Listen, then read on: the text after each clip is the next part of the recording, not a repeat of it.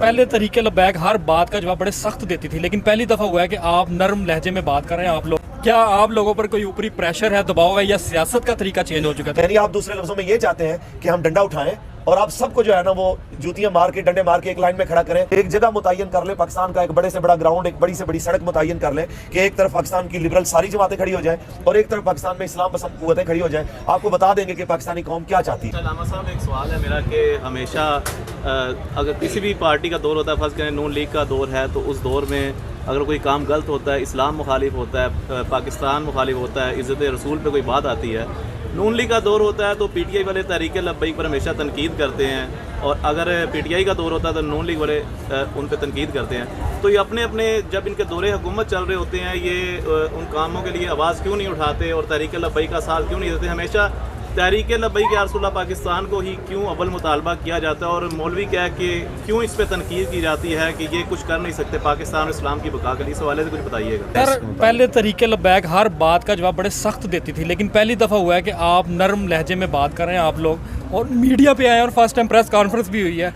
क्या आप लोगों पर कोई ऊपरी प्रेशर है, दबाव है, या सियासत का तरीका चेंज हो चुका है तरीके लबैक पाकिस्तान का?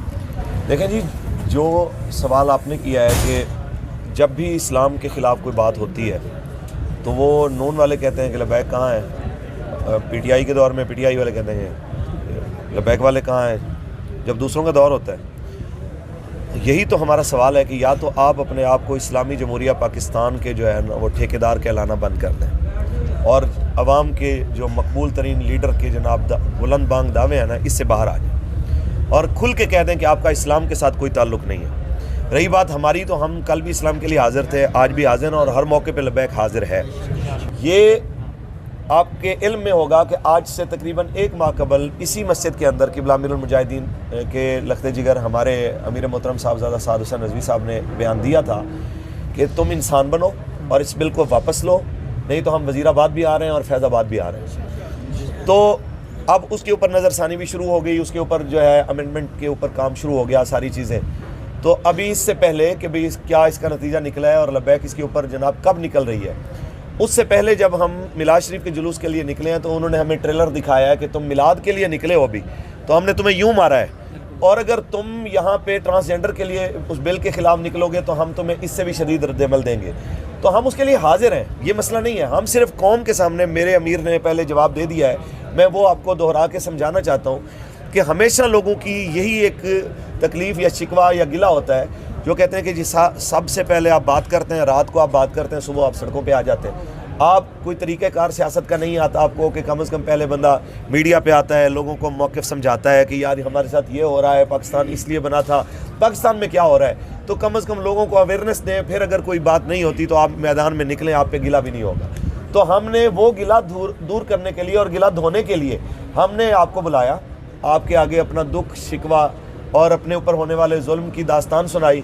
उसमें भी हमारे साथी कह रहे थे कि जनाब पहले तो बड़ा जारहाना आप स्टाइल रखते थे और आज बड़ा आप मजलूमाना अंदाज जो है वो अपना रहे हैं। तो यकीनन हम कल भी मजलूम थे और आज भी मजलूम हैं। सिर्फ मसला ये है कि हम मजलूम भी होते हैं तो उन्हें जालिम नज़र आते हैं, और हमारा शहीद हुआ होता है तो भी उसको लगता है कि जनाब इसकी गलती थी कि गोली अगर जा रही थी तो ये उसके सामने क्यों आ गया, ये इसकी जनाब गलती थी कि यहाँ से गोली ने गुजरना था, ये उसके रास्ते में रुकावट क्यों बना, इसलिए मारा गया।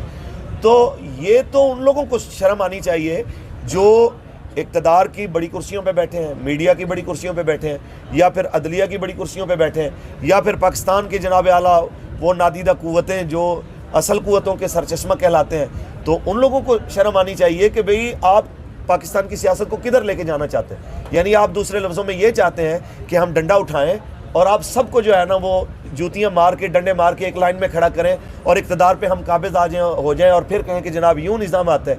यानी आप हमें मजबूर कर रहे हैं कि हम उस तरफ जाएं, जबकि हम ये चाहते हैं कि जब आप इसको इस्लामी जमहूरिया कहते हैं तो हम कहते हैं कि जमहूर हुजूर के दीन के साथ खड़ी है, आप किधर खड़े हैं। अगर ये धांधली और ये जो तरीक़ेकार है इनके बदमाशियों के, ये बंद हो जाए तो पाकिस्तान की अक्सरियत आज भी इस्लाम पसंद है, पाकिस्तान की अक्सरियत आज भी इस्लाम को पसंद करती है।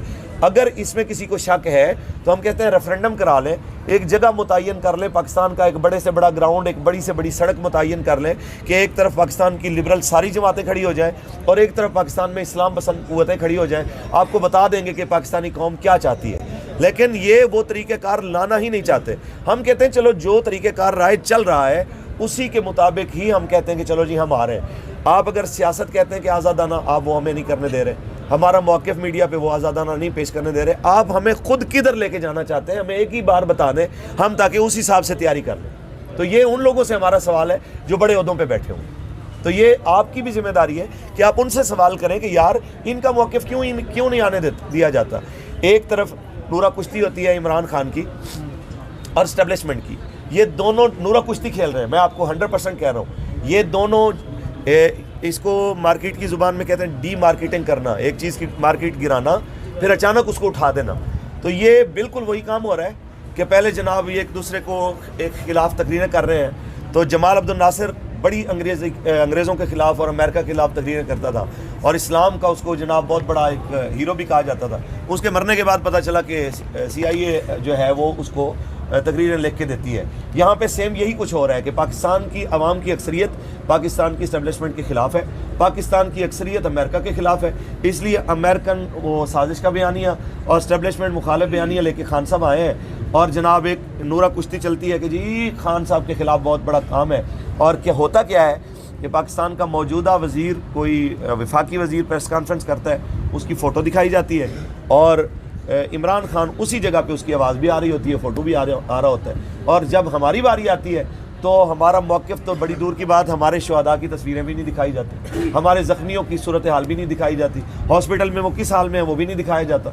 तो ये आप लोगों का सवाल है कि जब उन लोगों के सामने बैठें तो आप उनसे भी पूछें कि आपके लिए कवानीन और हैं, TLP के लिए क्यों और हैं? क्या पाकिस्तान के हम शनाख्ती कार्ड नहीं रखते?